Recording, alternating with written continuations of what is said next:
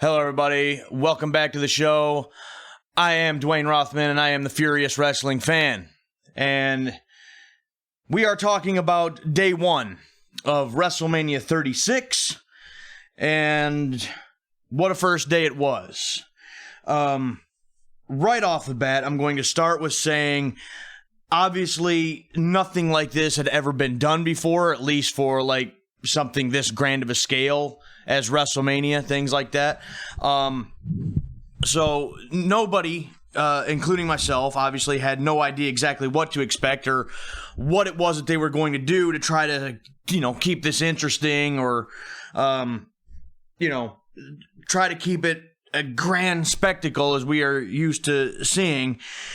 And, they tried to tell us multiple times to forget everything that you know or you think you know about WrestleMania because this was going to be completely different. Well, I'm not 100% sure what they meant by that because it seemed pretty, routine to me. We'll get, more of that as I go along here. I was hoping that because of everything that's going on, that we weren't going to get any pre-shows. Well, no such luck, I'm afraid. Still had an hour pre-show to deal with. Okay? And I'm going to say this. Obviously, we all know why this is happening because of this supposed pandemic we're in the middle of and all the bullshit that surrounds it. I'm not going to get into all that. This isn't the time or place for it. But that's the only reason this is taking place over 2 days. And there's part of me, quite honestly, that's fine with that because this wasn't a marathon to get through. I'll touch base on that again in a little bit. But there was this pre-show to deal with. And you got Corey Graves and Peter Rosenberg, to deal with as far as your panel. Corey Graves, that's fine. Peter Rosenberg is just like Sam Roberts. He needs to disappear. I don't ever want to see him again. He has no business or no reason to be there. But they are your little panel for this supposed pre-show. Right off the bat, they talk about the host of WrestleMania, fucking Ron Gronkowski, I think is his name. I don't really care if that's his, if I'm completely correct with the name or not. I don't give a shit about Gronk. Really don't care. He's another one that, as far as I'm concerned, has no business being there, ever, period, at all, until he proves himself otherwise to be there, which he hasn't. So, luckily, it was only a quick mention, and they moved on from there. They started talking about all the different matches we were supposed to see for day one. And, they were talking about the Kevin Owens-Seth Rollins match. They're talking about the King Corbin match. The women's tag team title match. They're just going down the line, but they tell me, and they tell us, they tell all of us, the triple threat tag team ladder match for the SmackDown tag team titles was changing because The Miz was not going to be there and wasn't going to take part in this. So instead, what we're going to get is a triple threat, one guy per team in this ladder match for the SmackDown tag team titles. And I was dumbfounded when I heard this. This had to have been one of the stupidest things I'd ever heard. I don't understand how you're going to have the tag team titles defended in a match that are featuring no tag teams at all. That baffled me. I'll touch base on that a little bit again when we get there. So, again, they talk about all the matches. Okay, they show a Seth Rollins, Kevin Owens package. Didn't really care so much. Was kind of liking this whole new Monday Night Messiah thing that Seth Rollins is doing. It made me want to. It gave me a little bit of interest in the match, but it was still kind of like, okay. This will be something to see, I suppose. It's not like I was overly enthusiastic about seeing it, but it was one of the things that I wouldn't mind seeing on the show. We go from that to this. We go to this stupid Miz and Morrison rap song, or whatever the fuck this was supposed to be. Like they were rapping about their opponents and this match, the ladder match, and again, the Miz isn't even going to be in it, so why the fuck bother? And it would look this. I was dumbfounded. I'd considered shutting it off because I'm like, if this is the kind of thing that they were going to try to, make entertaining for me to want to watch this show because it wasn't going to be this big spectacular thing. If this was their grand idea of their grand plans of how to make this somewhat entertaining for me, I wanted no part of this. This was painful to watch. It sucked. I hated every last second of this. And I was thinking, okay, if it's like half a song or something, just some little ditty or whatever. No, this was like a whole full-fledged, like 3-4 minute fucking song. And it was terrible. And I couldn't wait for this thing to end. All I got out of that, and again, they mentioned the ladder match and the fact that there's only going to be one person per team. At that point, now this match doesn't really have a whole lot of build-up to me. It has no real reason for me to, want to watch it. Again, I'll touch on that again in a bit. We go then to our one and only match on this 1 hour pre-show. And this was fine. One match for the pre-show, not a big deal. So we got Drew Gulak against Cesaro. Okay? Obviously, the story going into this is that, Gulak is friends with Daniel Bryan. Cesaro is in this, triple team deal with Shinsuke and Sami Zayn. And so I guess they're just going to wrestle each other I guess. I don't know. So, match starts off with Gulak and Cesaro doing a little chain wrestling. Some technical wrestling back and forth. Gulak, he's working on the arm. It's pretty one-sided. Cesaro can't seem to get anything going. Gulak is just all over him. There was a couple nice counters in there. But eventually, even though it was pretty much one-sided, Cesaro eventually ends up gaining control.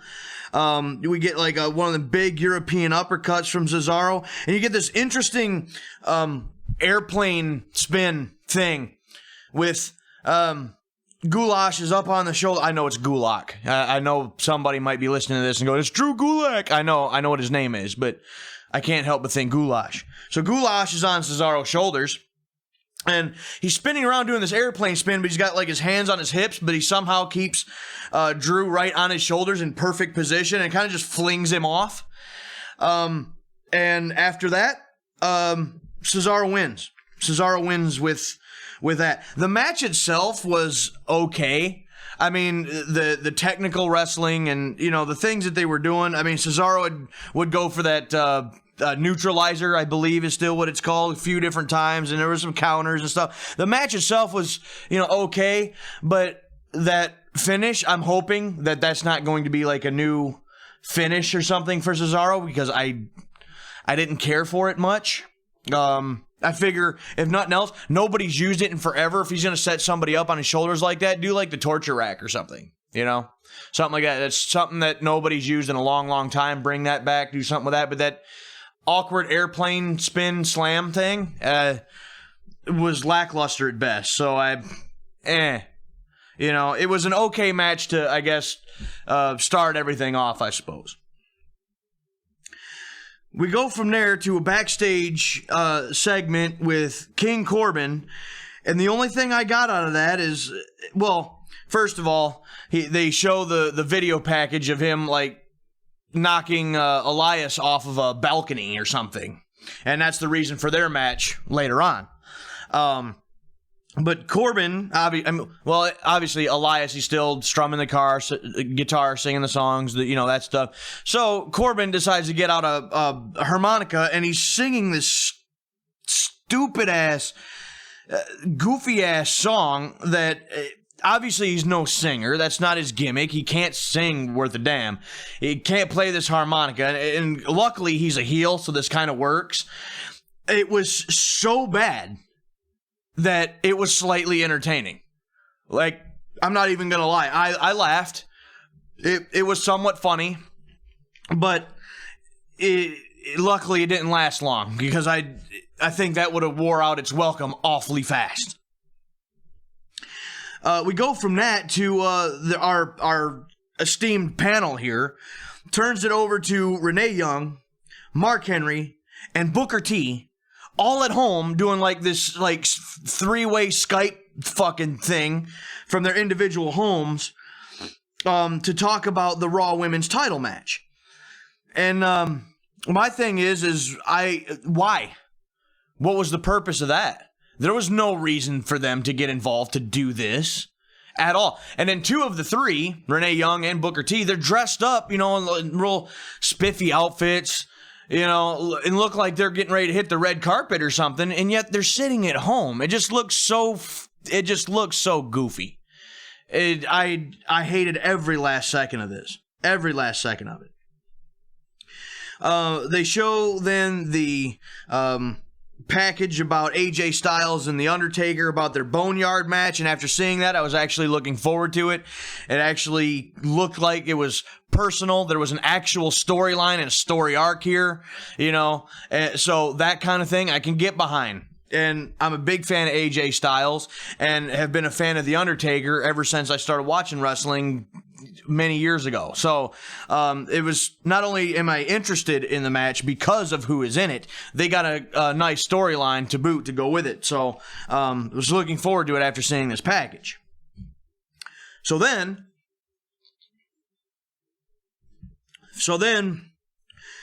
we start the main show. Okay? And the main show starts off with Stephanie McMahon in, I don't know, some other location. I don't know, probably at the Performance Center, or maybe even at Stanford at the, I don't know, the headquarters or something. I don't fucking know. But she was somewhere and was attempting to give like some kind of uplifting speech, about these hard times that we're in, and there's, obviously talking about this supposed pandemic we're in the middle of, and all of this other fucking bullshit. And so she tried, but I was really not giving a damn. So she could hurry up and finish that and move the fuck on so we could actually start this show, right? We then go to a mashup of several different celebrities singing. Okay, and over the years, it has been customary for celebrities and musicians and artists to show up and perform at the beginning of WrestleMania. We're talking like Aretha Franklin and Little Richard, or Little Richie, whichever, just Boyz II Men, all these different people throughout the years. And so what they did is they took all of these performances and they mashed them together, and instead of having a different celebrity perform to open up WrestleMania 36, we got this instead.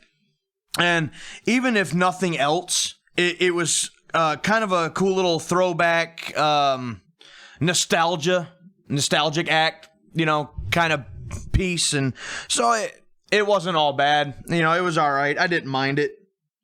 And then after that, we start getting this opening scene, or this opening promotional package, which I'm going to say right here now, I was, some months ago, I was looking forward to this WrestleMania for one main reason, and that was to see what kind of elaborate set they were going to come up with. They obviously had a pirate theme, being that they were going to be the Buccaneer Stadium. So I thought the pirate theme was going to be a really cool thing, and I would have loved to have seen what kind of set they had planned for this. Obviously, that didn't happen. But I don't know if they planned to do this way or not. If they did, it's kind of infuriating, so therefore it wasn't taken seriously, in my opinion. But I feel like not only like the set and the location and the match card and everything else, because of all of this shit, got changed. I feel like they changed their opening segment for this too, where this opening scene, somebody was like cutting off the narrator and trying to get him to rewind footage and all this kind of stuff, and it was so stupid. And I didn't like it at all. I thought that took away from whatever kind of seriousness should be, taken with WrestleMania. And it didn't get good, really, until they started the AC/DC music kicks in. For those about to rock, we salute you. Then the video package was kind of left alone and just kind of left to, finish out and do what I think it was meant to do anyways, and that's try to get you hyped for WrestleMania, okay? But whatever they were doing before that with the cutting off the narrator and rewinding stuff and everything, that was just dumb. And so at this point, I've seen a, rap song from one of the tag team champions. I've seen, King Corbin sing with harmonica, and then they're doing this for their opening package. So I was really starting to dread this show, because I'm just thinking these are changes that were made because of everything that was going on. And if this was any sign of things to come, I figure I was going to be in for a long 2 nights. So we go from there, and Gronkowski once again comes in and, I'm your host, and he's got these goofy fucking shades on and this silly looking jacket. He looks like a goof. He is a goof. Mojo Rawley has to show up, and he joins, and he, Gronk is giving chops to Mojo, trying to get him hyped, I guess. I just thought the whole thing was dumb, and I couldn't wait for them to get off my TV screen. This WrestleMania, at least part 1, was not going well, but at least now we get to the first match. And the first match is for the women's tag team titles. Now, in my WrestleMania 6 review that I had done just a week or so ago, it was 3 minutes into the show and we're ready to get into the first match. Well, WrestleMania 36... not the case. We're 15 minutes into the show before we even start getting entrances for the first match. So, but it's for the women's tag team titles. JBL and Michael Cole are doing commentary. So we have the Kabuki Warriors of Kairi Sane and Asuka defending against Alexa Bliss and Nikki Cross. So they all get in the ring, and it looks like Alexa and Asuka's going to start the whole thing. Asuka tags out right away. Kairi gets in. Kairi's playing with Alexa's hair, with a bow in her hair, and to me, it's being silly. Finally, the match actually gets started, but the match breaks down, right away. No tag action, no tag team, psychology, no nothing. It just breaks down right away, and Alexa and Nikki are both diving out of the ring at the Warriors, taking them both out, and they're fighting outside of the ring. The Kabuki Warriors end up taking back over on the outside of the ring, and I mean, obviously, with no audience, you hear everything a lot louder anyways, but the Kabuki Warriors at this point are just yelling and screaming for no reason whatsoever. I know that's kind of their thing, but it was very obnoxious here, and Anyway, the Kabuki Warriors, they get them back in the ring, and they're taking control. They're doing some double team stuff. They're doing some typical heel tactics as far as the tag team goes at this point, distracting the referee and, a couple things like that. Nikki, she gets tagged in, and she's yelling at the top of her lungs. So there's so much yelling and screaming in this match. When Nikki takes over, they take over for a minute, but it's still, I couldn't get past the yelling. I'm sorry. I just couldn't, and I started tuning out, to be quite honest. And by this point, finally, Kairi is on one of the corners. Nikki's going for a cover, and the referee starts doing the count. He gets 1, 2, and then to me it seems like he stops and just waits for Kairi to come down with the elbow. Okay? At least that's what it seemed like to me. He just, not only was there a slow count, it's like he just stops counting. just so that they can get this spot in. It just felt kind of stagey at that point, like, oh, we have to wait for this to happen. We get this at the very end, this power bomb forearm combo from the Kabuki Warriors. And even the announce team mentions it. It was kind of like a different version, somewhat like an homage almost, but a modified version of like a Doomsday Device from the Road Warriors. But Nikki Cross kicks out of that. It's fine. Match keeps continuing. And finally, at one point, at this point, I'm kind of ready for this to end now. Like, I'm not really into this match at all, which is very disappointing because I liked all 4 women that are in this match. It's just, this just wasn't doing it for me. And it just, so at one point somebody's on top of somebody else, and I think there's a cover, or something. But Alexa Bliss, she comes down from the top rope, Twisted Bliss.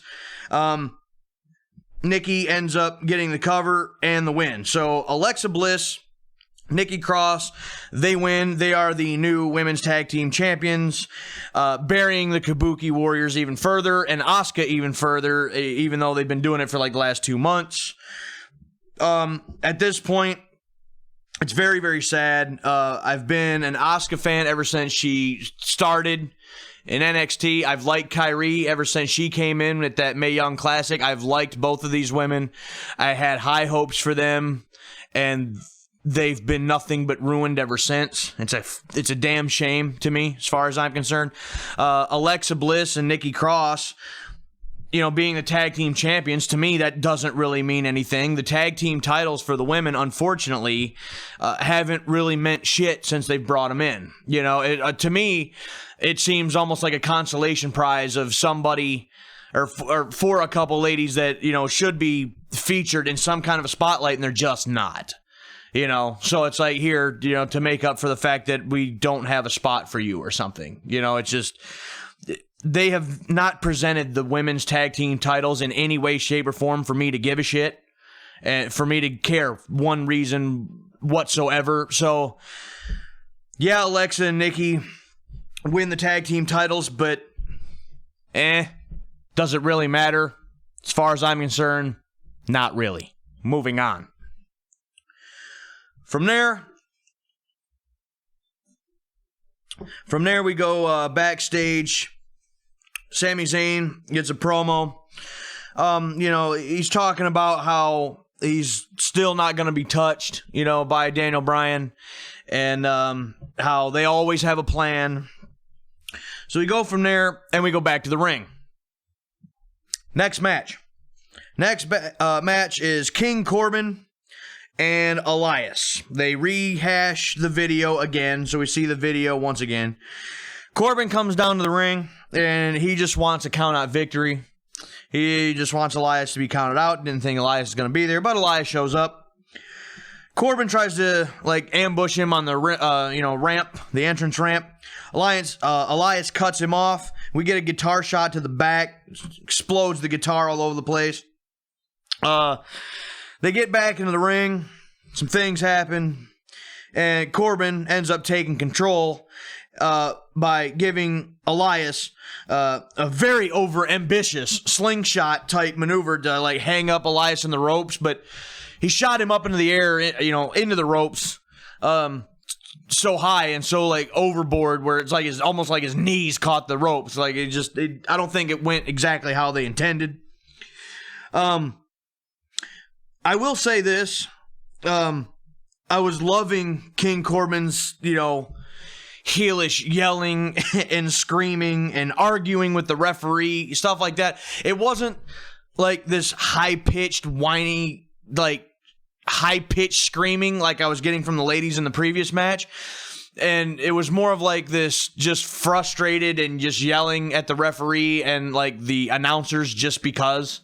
It was different, and it worked for his character. He was doing it for a reason, not just to yell and scream, But the fact that you had no audience, I think, worked in Corbin's favor here, at least to me, as far as watching it on TV, because I was able to hear everything he said, and I was able to, I was able to enjoy that, like trying to tell the referee just to do her job, things like that. I love that. I was really getting a kick out of that. So, after a while, Elias does take back over, and when he does, there wasn't a whole lot of, like, wrestling maneuvers. It was just a lot of punches and kicks, just really kind of just brawling, really. Corbin cuts him off with a deep 6. Corbin takes back over, and at that point, it's kind of back and forth. This guy gets a little something, the other guy gets a little something.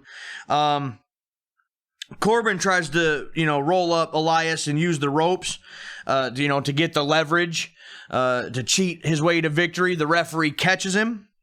Elias then rolls up King Corbin, grabs the tights to win the match.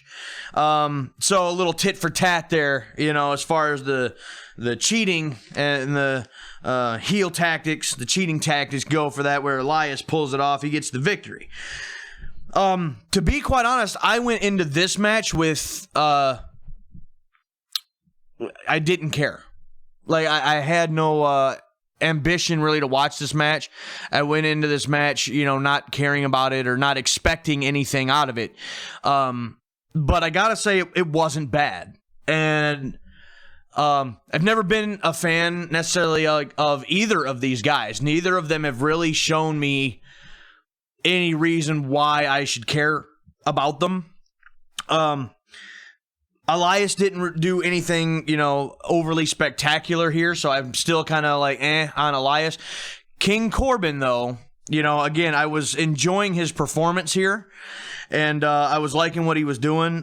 This whole, I guess, like, reinvention of Baron Corbin to this King Corbin, I think, is working very well for him. It was at least something that he can sink his teeth into and do something with, besides that stupid, or unlike that stupid, Constable Corbin stupid ass thing that they were having him doing. He actually can do something with this here, and I think this match showed it, even with no audience and, that kind of thing. I think he was able to do something with it. And so the match itself, I will say, not that bad, and for the fact that this is the third match that I'm seeing now, second one on the main show. This one gave me a little more hope that I might actually see something decent. Wasn't bad. Wasn't bad at all. We do go from there, and the next match is for the Raw Women's title. I'm thinking that they were going to leave this, possibly for the main event of day one, and they didn't. So we get it now. This is Becky Lynch, Shayna Baszler for the Raw Women's title. The commentary team, I didn't even notice it at first, but they switched. So where it was Byron Saxton and Tom Phillips, I believe, were the commentators for this match. And they might even have switched for the last match. Hell, I don't remember. But this is who you got for this one. So the commentary team just kind of switches back and forth. So they go backstage out to, like, the parking lot, and Becky shows up in a semi-truck with, like, her face painted on it and stuff. And the first thing I thought of, literally, the first thing was, why? Why is this a thing? After I thought about it for a moment, I could kind of see why they had done it. And again, because it's at the Performance Center. Because there is no audience. Being the circumstances that they have to work with, we're not getting any, like, special entrances in this grand spectacle, 4 entrances and things like that, as far as this WrestleMania goes. So I think it was just their way of trying to incorporate some kind of special entrance to one of their stars into the show.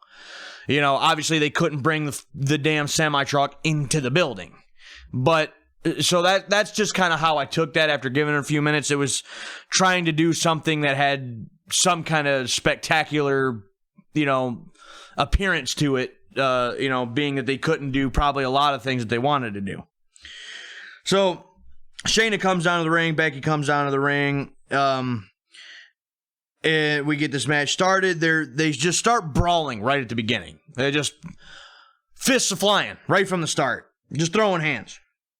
Shayna tries to lock on the, I don't know. They try. I don't know. They call it the, like, the Coda clutch. I'm gonna call it the sleeper, because to me that's practically what this is. So she tries this early and doesn't get it, but they wind up on the outside. And they still just keep going back and forth with each other, and then all of a sudden they just go out to the apron and just start fighting on the apron just, I guess because. Just for reasons to be on the apron. For, you know, it's just a thing that they do now. We get like this rock bottom, basically, to Shayna from Becky on the hardest part of the ring. And this isn't the only time we're going to hear this. I actually wanted to start counting it, actually. And actually, if I remember correctly, there was 3 times they said that phrase throughout the show. But either way, there's some submission holds back and forth between Shayna and Becky. They even try like the disarmer on the ropes and the sleeper in the ropes and things like that. At this point, Shayna, she ends up getting the advantage again. She's doing that like ragdoll throw her opponent against the desk. Wasn't an announce table tonight. They were sitting at a desk. So they do that a couple times into the desk. She goes for the sleeper in the ring. It looks like Becky's fading, but she pushes herself backwards and basically floats over while Shayna still got the move locked in and pins Shayna Baszler's shoulders to the mat, gets the 3 count, and Becky Lynch retains the Raw Women's title. It was an unexpected outcome for me. I thought for sure that being that Becky is, since she's held the Raw title for so long, and that, you know, Shayna's the only one basically to get to Becky at this point, you know, for a while, she was going to end up capturing the title tonight, and that's not the case. The match itself was okay. I've seen much worse, but it wasn't like it was extremely spectacular either. It was kind of just so-so for me. But again, the outcome was unexpected. But then when I think about it, you know, it shouldn't come as a shock to me. For one main reason. And that's because Shayna is not Ronda. That's why. That's probably why this happened. And so, Shayna, sorry about your luck, sweetheart, but since your name isn't Ronda, you are never going to amount to shit.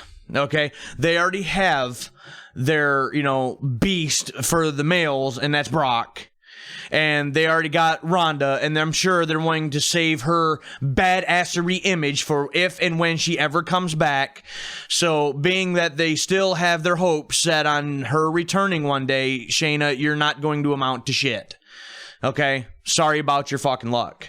So, that's basically as far as Shayna's probably ever going to get. Whether she ever gets another shot or not, as far as I'm concerned, doesn't matter. You know, again, she was so dominant in NXT, and, you know, now she gets beat like this. As far as I'm concerned, even if she were to win the title, you know, at the earliest time she can at this point, it doesn't matter. You ruined the opportunity as far as I'm concerned. So, you know what?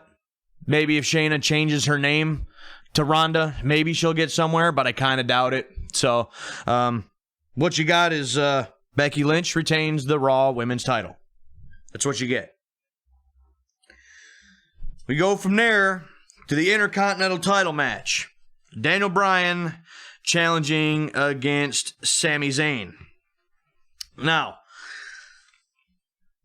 Daniel Bryan and Drew Gulak, they start making their way to the ring, and this stupid football player and Mojo are standing on the balcony, and they're doing the yes thing, being even more obnoxious and more ridiculous, and I was hoping somebody'd throw them off the fucking balcony at this point, to be honest with you. They're all a bunch of doofuses. You know, that's all I saw. So, match goes to start, and I guess the plan for Sammy is to, again, not let Daniel Bryan touch him. So he's in and out of the ring multiple times, running around the ring. You know, he gets back in the ring, and he jumps out of the ring again, and back and forth, back and forth, and back and forth. So finally, Daniel Bryan starts chasing after him. Well, Shinsuke Nakamura cuts him off. Daniel Bryan, I mean. So they get back in the ring, and Sammy jumps back out. Cesaro cuts off Daniel Bryan, the next time. And it just, it goes back and forth for a good couple minutes. Normally, this kind of thing would annoy me. But, because, come on, can we at least get started here? But I had to kind of think about it for a second, and this is one of those things that you don't really see all that often anymore.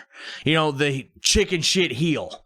And he's got his back up, and he doesn't want to fight. He doesn't want to get in there and get his hands dirty.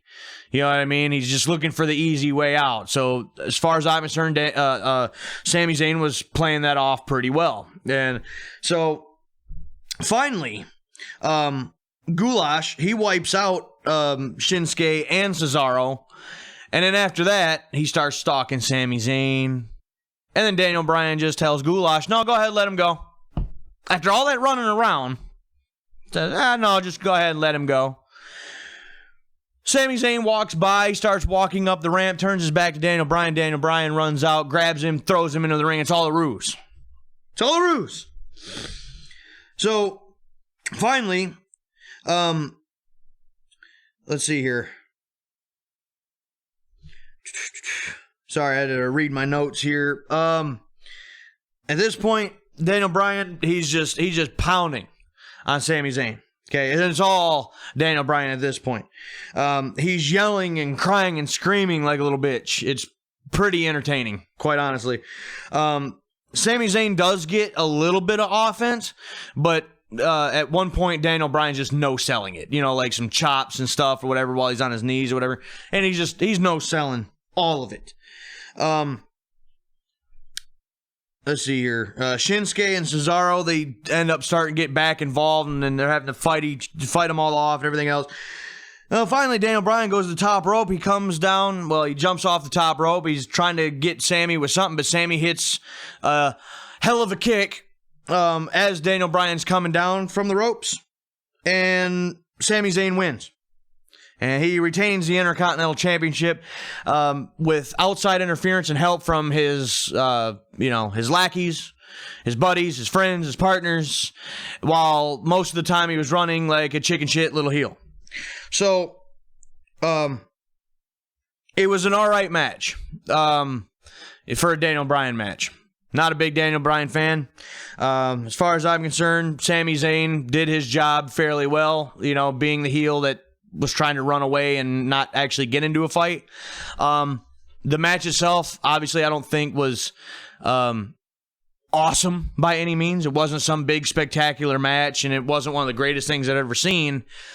But because of the, I guess, style of character that Sami Zayn is currently going for, it works for the character. It works for the character, and it works for the story that was trying to be told there, so I can't complain too much. It wasn't great, but it wasn't bad. It served its purpose, and Sami Zayn is still the Intercontinental Champion. We go from there to this next thing.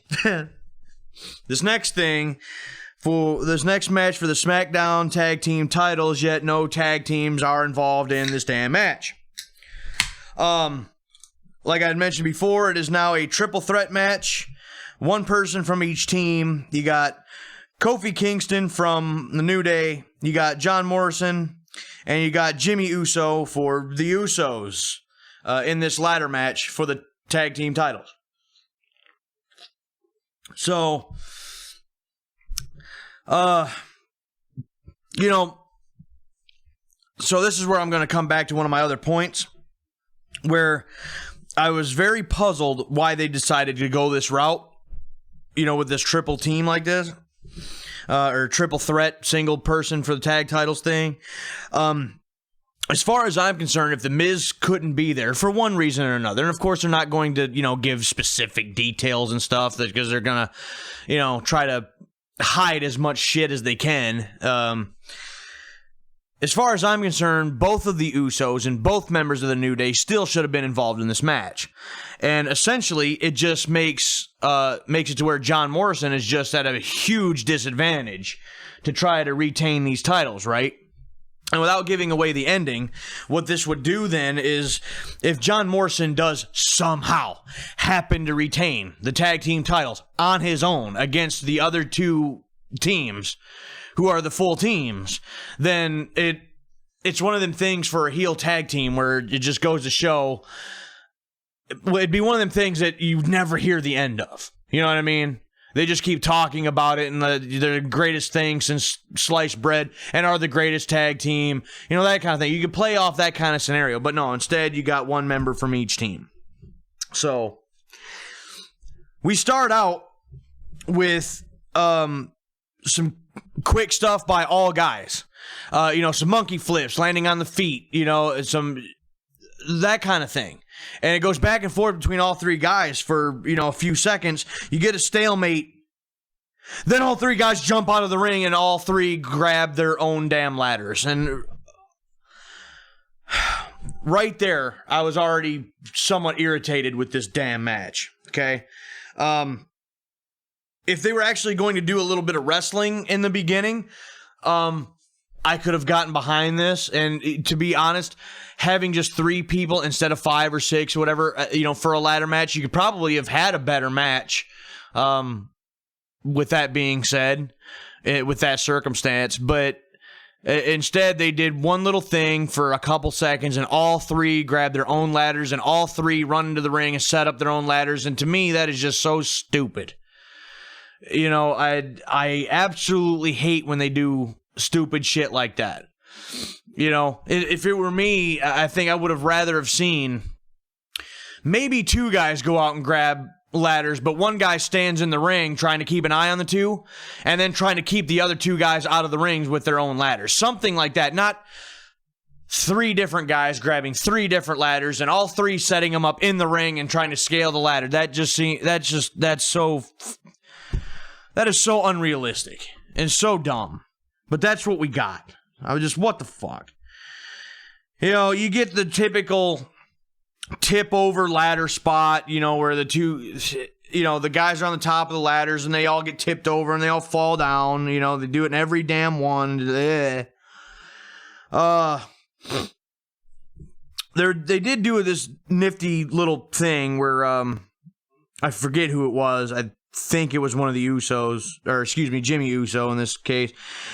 Goes to throw Morrison into the ladder that was standing up. Morrison, just kind of slides underneath it.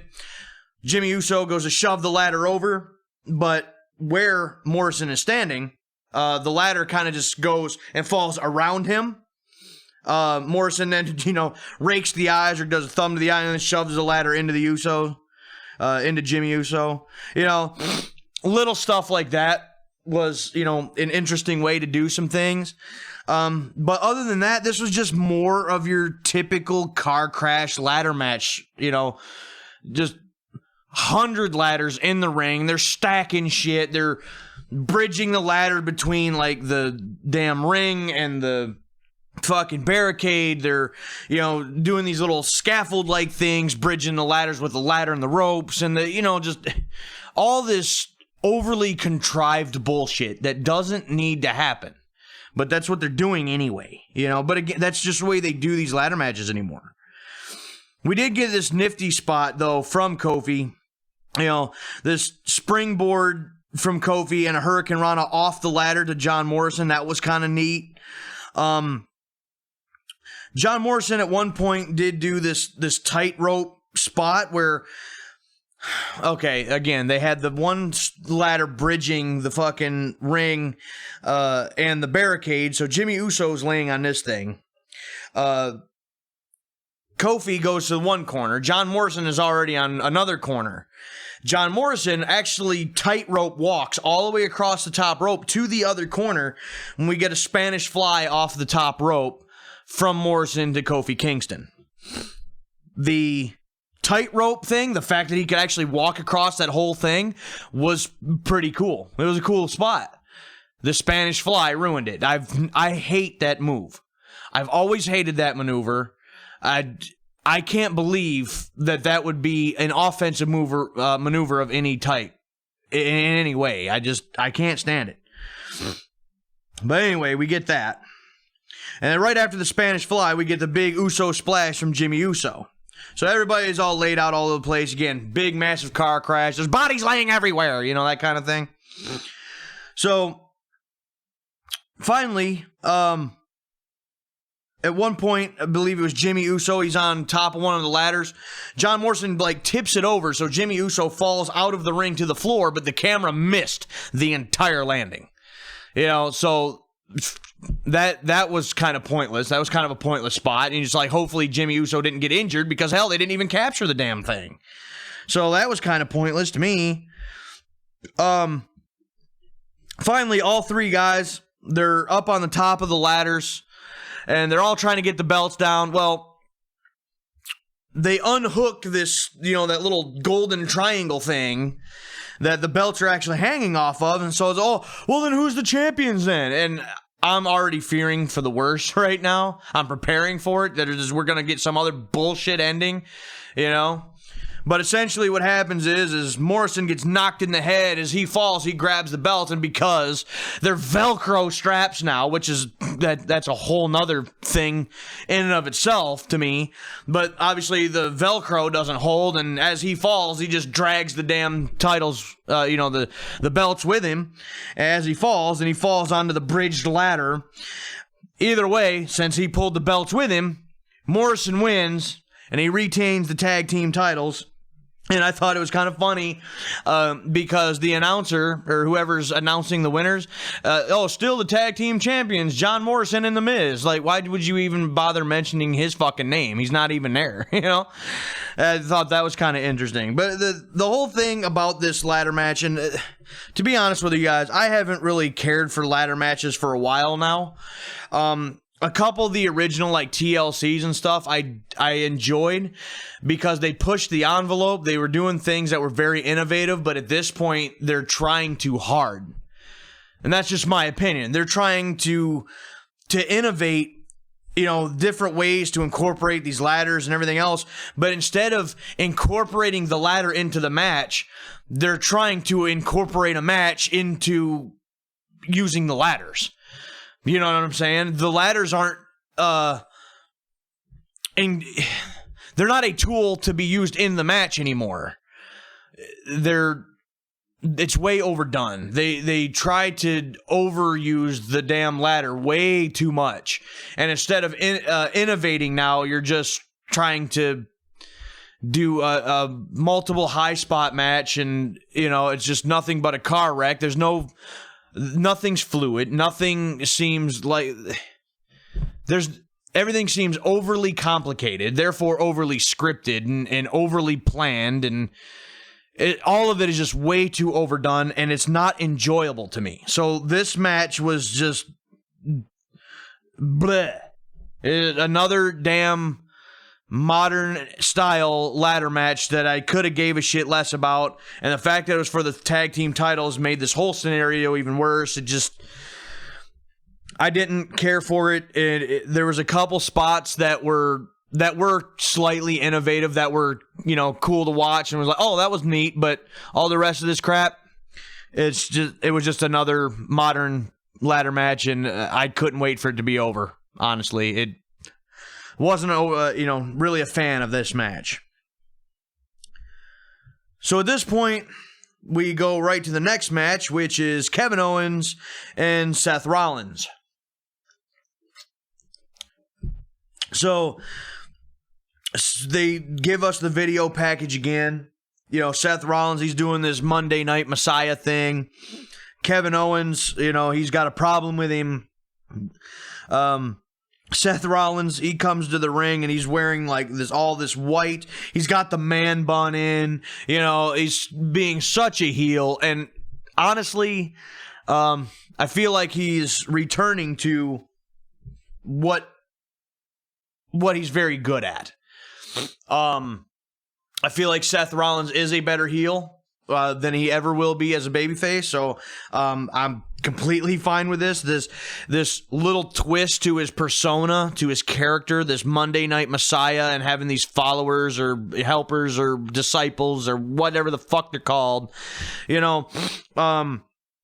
it gives a little bit more of a dynamic, I guess, to his character and to his persona. So, I mean, it's all right. I can kind of get behind this. But the same thing with, the Sami Zayn and Daniel Bryan match. Seth Rollins, he's running from Owens right at the very beginning. Doesn't really want any part of Owens. He's trying to, like, duck under the ropes, that kind of thing. Finally, Kevin Owens does start taking control, though. And he's whipping Seth Rollins into the barricade all the way around the ring. One spot to another, to another, to another. And eventually, they find their way out to the apron of the ring. So now we're going to have even more fucking apron spots. And this is another one of those things where it's starting to get overdone. You know, at every one of these pay-per-views, I don't care which pay-per-view it is, somebody is always out on the apron doing things on the apron really for no reason.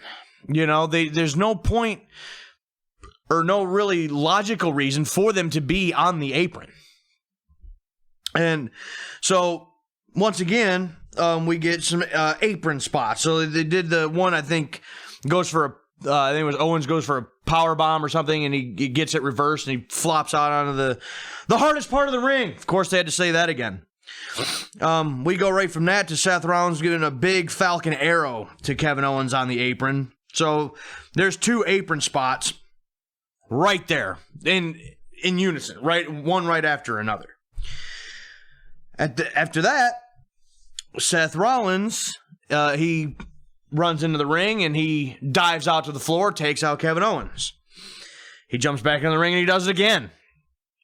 He jumps back in the ring and goes to do it a third time. So at this point, this part of it's getting, redundant and overdone. There's no reason to do multiple dives like this. I felt that was kind of very unnecessary. Not even kind of, just very unnecessary.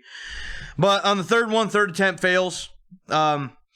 They make their way back into the ring. You get multiple, curb stop attempts by Seth Rollins.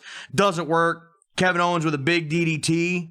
But at that point, the match just starts going back and forth and back and forth. They make their way back outside of the ring, and Seth Rollins makes his way over to the timekeeper's area and smacks Kevin Owens right upside the head with a ring bell. And again, I think because of the no audience and because that you can hear everything, the sound that the bell made was awesome. I loved that. It sounded so wicked. Well, because of the bell, we get a disqualification. Kevin Owens wins.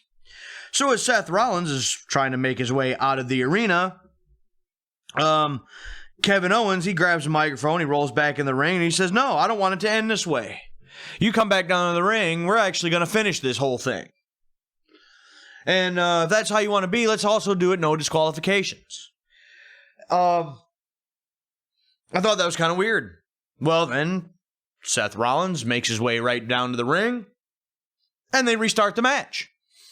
So now, not only do I think that's kind of odd, but now I'm confused. Who gave the authority for this to happen? I didn't see like a Triple H or a Stephanie or anybody with any kind of authority come out to the ring and say, "Hey, we're going to restart this match if that's what you want." No, apparently these guys can now just restart matches whenever they want to. They can add stipulations anytime they want to. Apparently they have the power, I guess. That was very confusing to me. So they restart with these no DQ rules. Seth Rollins hits Owens with the steel stairs. He then cracks Owens a few times with some chair shots. Kevin Owens yells out to Seth Rollins multiple times, calling him a bitch. Apparently that's acceptable now. And that's not the only time you heard this. There was one or two other matches or something like that I heard somebody yelling that. So, Kevin Owens, he ends up getting control of the situation. He hits Seth Rollins in the head with a bell twice. He lays out Seth Rollins on the table because of this, and Owens scales the big, Wrestlemania sign and comes off the sign, dropping a big elbow and sending Seth Rollins through the announcer's desk. Not the table, guys. Make sure you know that. Through the announcer's desk. They get back into the ring. Kevin Owens hits the stunner and the pinfall. Kevin Owens wins for real this time. Okay? This match was okay. I didn't really care for the multiple apron spots or the multiple dives. I felt some of that was kind of unnecessary. Up to that point and the DQ finish, I felt it was kind of, okay. You know, it was a match. It wasn't bad. It wasn't terrible. But again, just not spectacular either. Just another one of those matches. When they restarted it, the restart is how they restarted it, I didn't like. Because again, it just seems like they can do whatever they want, apparently. But once they did restart it, then things got kind of physical. I did start enjoying that. It added like a personal touch, you know, to a personal rivalry, and you know, them wanting to settle this score. You know, that kind of physicality. You know, so it added a little. It should have just maybe been a DQ right from the start, but I guess they wouldn't have told the same exact story. Again, I just wish they would have done the restart a little differently. I guess that's really all I'm asking here at this point. That they would have done. You know, the multiple bells, the multiple chair shots.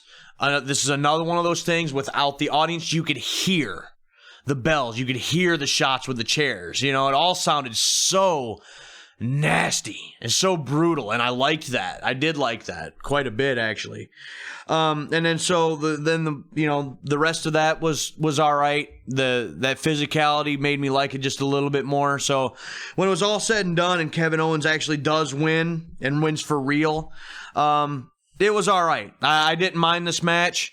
You know, wasn't bad, and I maybe wouldn't mind watching it again someday. At that point, we go back to the hosts, plural, because Mojo's still standing there. So apparently it's not just Gronk, you know, as the host. Apparently we have co-hosts, because Mojo's the other one. R-Truth shows up and interrupts the hosts. And, you know, R-Truth is talking about trying to, you know, keep everything quiet, and he wants to hang out with them and, you know, not really say anything. He's trying to hold on to that 24/7 title, right? Well, it looks like Gronk was going to take, you know, advantage of the situation. You know, he goes for a cover on R-Truth, and, you know, Mojo pulls Gronk back off of the cover and covers R-Truth for himself. So, he gets the pinfall. Just like that. So, Mojo Rawley is the new 24/7 champion. Don't really care. After that, you know, we go backstage for Paul Heyman, who's, you know, going to do a promo for, you know, his client. I still think, you know, to this day, Paul Heyman has some of the greatest promos ever. I absolutely hate what it is that he talks about. Can't stand it. But he delivers it like nobody's business. So, you know, again, you get a decent promo from Paul Heyman. From there, we get the Universal Championship match. Oh, boy. Obviously, it was supposed to have been Goldberg defending the title against Roman Reigns.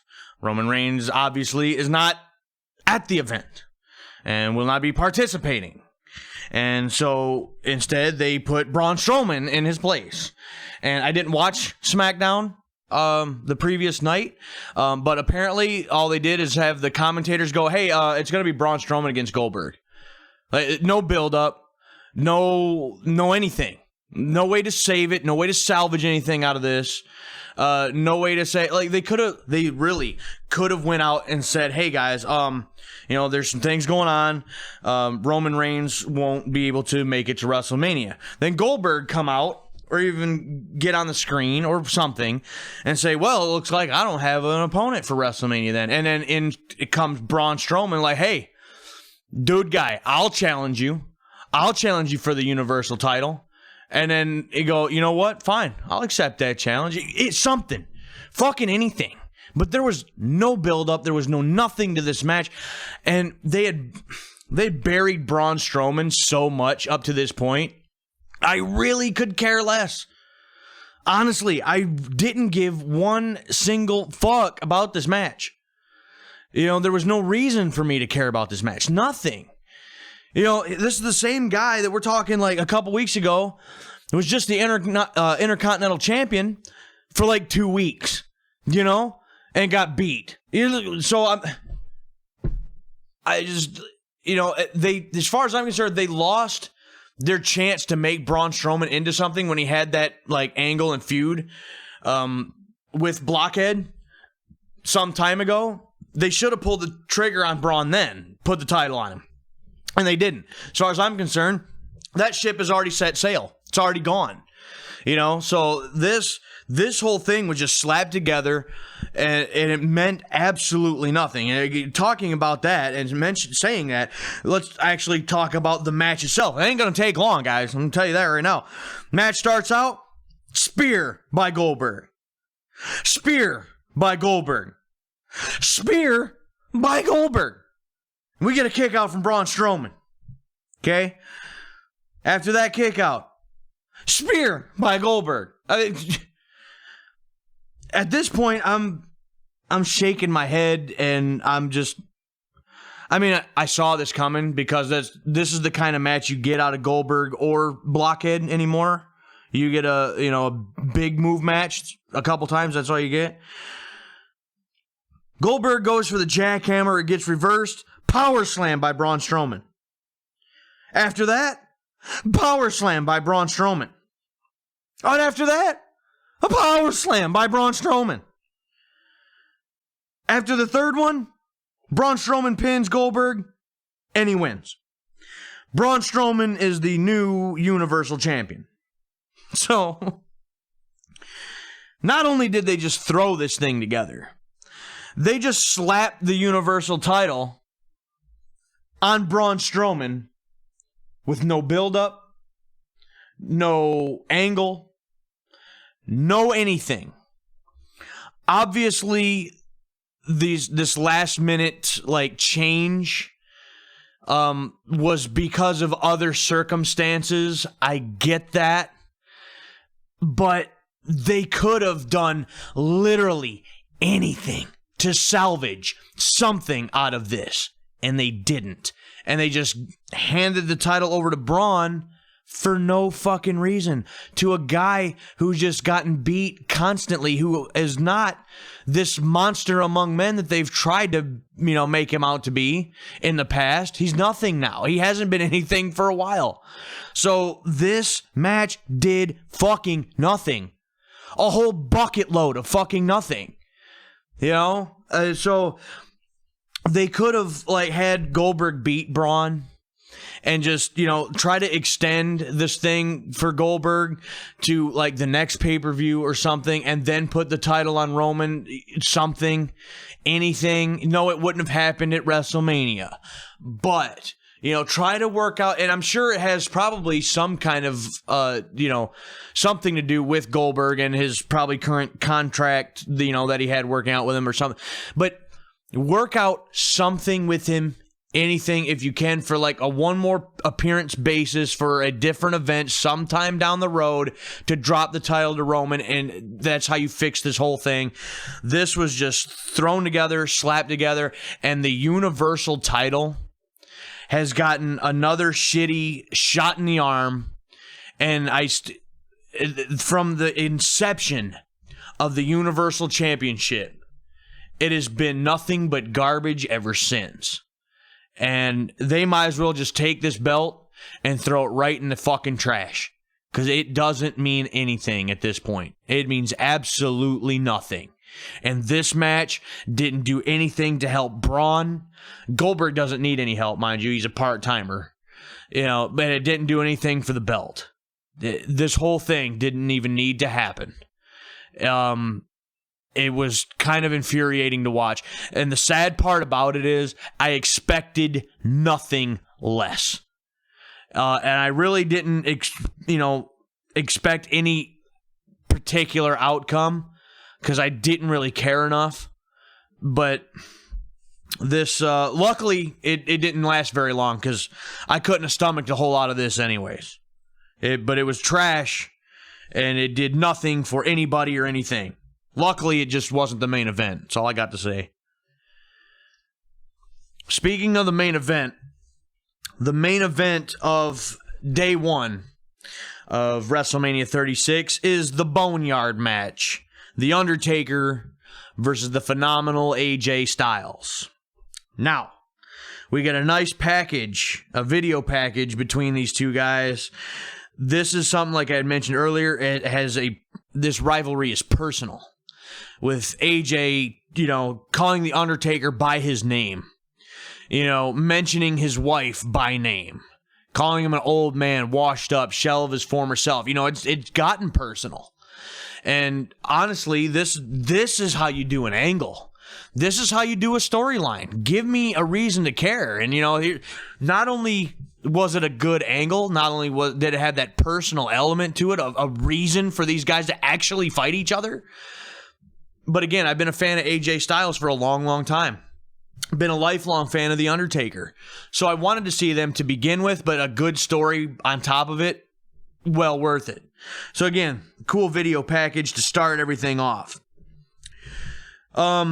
We go to a graveyard, okay? And essentially what this is, it's apparently... and we'll talk about this again at the end, but apparently it's like a buried alive match, but they're doing it in a graveyard. So it's kind of the buried alive match mixed with the WCW's graveyard match. And you combine the two and you get the Boneyard match, I guess. So this thing starts off, the hearse driving up into the gate, pulling into the cemetery. Like some druids get out of the hearse, pull the coffin out of the back of the hearse, opens it up, and there's AJ Styles. A nice little twist there. I was, expecting The Undertaker, but nope, AJ Styles steps out of the coffin. After that, you start hearing this motorcycle, and they pan over to The Undertaker riding down the road on the motorcycle. The American Badass is back, and he's here to whip somebody's ass. So he rolls into the graveyard. And right away, this thing starts out quick. It's a slugfest. It's a fight. The Undertaker ends up putting his hand through one of the glass windows of the hearse. He's bleeding from the forearm. He's grabbing AJ Styles. He's throwing him into the coffin. He picks up AJ and he throws him onto the roof and onto the windshield, smashing the windshield of the hearse. Undertaker's talking some smack to AJ this whole time. He's beating AJ down, just just beating the piss out of him up on the roof of the hearse and everything else. AJ Styles, in a desperation maneuver, throws dirt in the eyes, gets a low blow. AJ Styles starts to take over, but it doesn't last long. The Undertaker then starts to take back over. But the OC, Carl Anderson and Luke Gallows, they show up.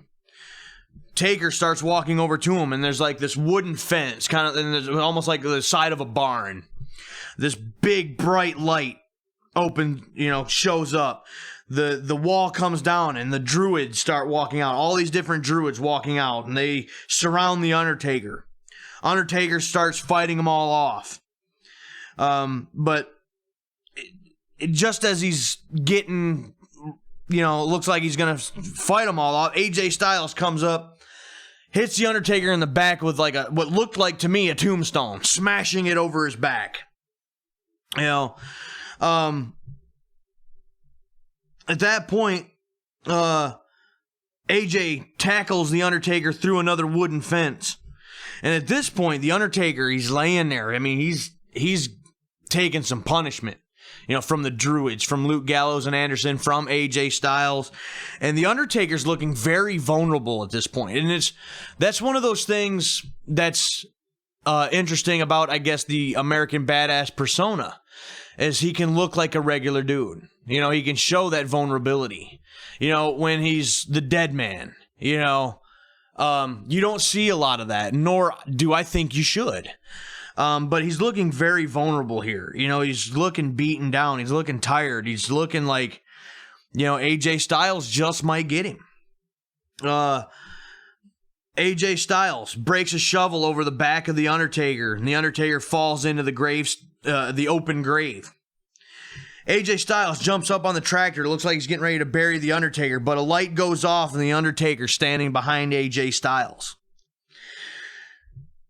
AJ Styles, you know, he tries to fight off The Undertaker, but he ends up retreating. He starts climbing a ladder. He gets up on the roof of like this barn or this building. Undertaker just stalking him. They're up on the roof, and The Undertaker raises his arms. Some pyro goes off, cutting AJ Styles off. He can't go anywhere. He's trapped. The Undertaker's got to fight off Luke Gallows and Carl Anderson again. He fights off the OC. He takes Luke Gallows. He throws him off the roof of the building. He tombstones Carl Anderson on the roof. After that, he grabs AJ Styles by the throat, chokeslams him off the building to the ground. Undertaker comes back down. He's talking serious trash. And at this point, The Undertaker, to me, is looking more badass than he has in quite a while. And again, I've always loved The Undertaker. But he's got this mean streak that's coming out in this. Again, it's very personal. I love this. So, The Undertaker, he picks up AJ Styles. He takes him over to the grave. And he looks like he's going to show compassion to AJ Styles. He picks him up, he hugs him almost, and he's like, you know what, you put up a hell of a fight. You think I'm going to bury you? Nah, I'm not going to do that. He goes to start walking away, but he turns around and he kicks AJ Styles into the grave. The Undertaker jumps up onto the tractor and buries AJ Styles. You don't ever get an official word like The Undertaker won the match, but you get the Undertaker gong, and The Undertaker walks by the tombstone and, like, you know, pulls some, like, moss or something off the gravestone, and it's got AJ Styles' name on it. The Undertaker jumps back on the bike, and he takes off. We fade to black, and that's it. This was very interesting. What's interesting to me about this is it had, I feel, the Broken Hardy's, you know, influence. And it was very strong in this. What's interesting about that is, just to get a little off topic for a moment, the fact that Vince and the WWE didn't use the broken or woken Matt Hardy thing basically at all. Like, they didn't know what to do with it. They didn't understand it. But yet, they've done a couple things like this. They did the one fight between, I believe it was the New Day and the Wyatt family. You know, like this. They did a match between, I believe it was Bray Wyatt and Randy Orton that was shot this way. You know, and so now you got this graveyard match that's done in this very, like, cinematic type, you know, in a cinematic type of way. In some aspects, it's great. In other aspects, it's like, eh. The only thing I can say about this is that, you know, like, I've seen a couple of, like, the deletion things that the Hardys had done when they were in Impact, and they'd, like, light fireworks off at each other and just some stupid shit like that. You know, the drones and that kind of stupid shit. This didn't have things like this. It did have the one spot with the, you know, the Undertaker raising his arms and the pyro going off. Didn't know if that was really necessary, but nothing overly stupid or silly. And it made, to me, The Undertaker look like a badass. You know, after seeing this, as far as I'm concerned, you don't fuck with The Undertaker ever again. Nobody should be messing with The Undertaker. You know, that's just the way it looked and the way it made The Undertaker look. It made him look very strong. I like that. AJ Styles did a great job in this. You know, but I guess my whole point of that is, you know, it's like that Broken Hardy's thing is obviously it's in play here. The influence is here, but it's done, I think, better. because of that. So again, it was interesting. I'm glad that it was like this that finished off the show for the first night instead of like say that stupid Universal title match or something. I think it was done pretty well for the most part. And it was, I think, the only, and again, I can see kind of how some things were done and how they could get away with certain things and with a way with shooting something like this. So it's not really, I feel, a match per se, but the way this was made so personal between The Undertaker and AJ Styles, it felt more like just a straight up fight. And that's fine.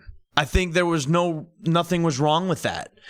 You didn't really get a match here. You got to fight. You got to brawl, and they were trying to hurt each other, and that's what it was supposed to be. And so I was fine with that. I thought it was interesting. I enjoyed it. And I honestly wouldn't mind watching that again. It was, I believe, my favorite thing of the entire episode of WrestleMania 36, first day of WrestleMania. I thought it was very good.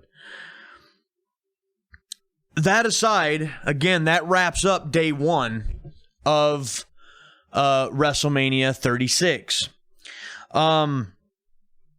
Again, I liked the fact that it was only like with the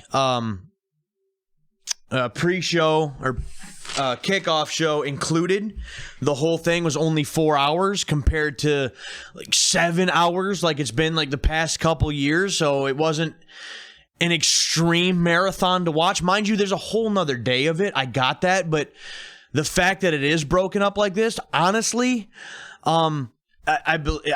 it's done this way because of everything that's going on. But I hope, honestly, that this is how they do this in the future, because it gives us a break. Now, how would they do that with actually having to sell tickets, and actually having an audience? I don't know. That's a whole nother thing. Do you buy tickets and it gives you, passes basically to both days? I would think that you would have to do it that way, to be quite honest. But can you, how much more would it be for the WWE to use the same venue for 2 days, or do you do two different venues? Do you try the WrestleMania 2 scenario instead of just doing it all in one day, though? Do you do it on 2 separate days? You have day one at one location at one part of the country and do day 2 at a different location for a different audience. Do you do something like that? I don't know. But the fact that it is broken up and I actually get, a night to kind of sleep on this and get to take a break and watch the rest tomorrow, I'm fine with that. I have no problem with that whatsoever. Unfortunately, you don't really get an NXT takeover. You also don't get like a Hall of Fame. I don't think one was done. If there was, I didn't see it. But being split up, I like that. With the exception of the Goldberg Braun match, the triple threat ladder match, and the women's tag title match, all the other matches were so-so. Those other ones that I had mentioned absolutely sucked. Didn't like them at all. But the other matches were so-so. They weren't great, but they weren't crap. So it was kind of in the middle. They were just so-so matches. The Boneyard match, again, is my favorite one of the whole thing, just because of what they were able to do with it, and it wasn't overly, ridiculous and silly and stupid. So obviously they had to do some different things and try some different things. Given the situation, is it all working? No, I don't think so.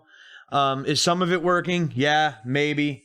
Some of these matches may have felt like more of a big deal if there were an audience, if they had that dynamic. But since they don't, maybe it is just, the no audience, that a lot of these just felt so bland. And so, like, I felt like most of these matches I could see on a Monday Night Raw. They weren't, to me, like WrestleMania caliber matches. But again, that might have something to do with the atmosphere and, the situation, and the location and all of them things combined. So, overall, day one was not horrible. Most of it, I, honestly wouldn't care to ever see again. But again, this is only day one. So, we got day two tomorrow, which I will be reviewing after I watch day two. This has been day one. Let me know in the comments what you think of day one of WrestleMania 36. And if you like this video, hit the like button, subscribe to the channel. We have a whole nother day, obviously. Day two coming up tomorrow. With that being said, guys, I am Dwayne Rothman. I am the Furious Wrestling Fan. We'll review day two tomorrow. We'll talk to you then.